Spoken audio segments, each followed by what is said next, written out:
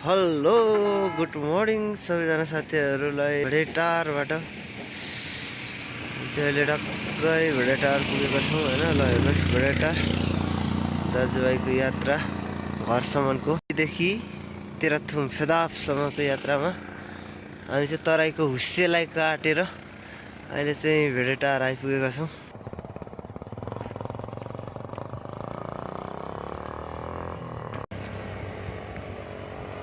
र यो ठाउँ चाहिँ यति राम्रो छ कि यो चाहिँ कहाँ भन्नुहुन्छ भने तपाईँहरू सिद्धुवामा रहेको छ।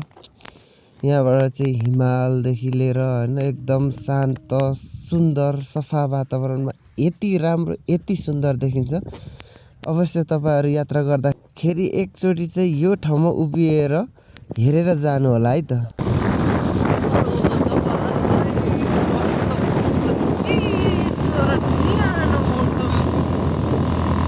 कस्तो लाग्छ त तपाईँ कमेन्ट गर्नु होला है त।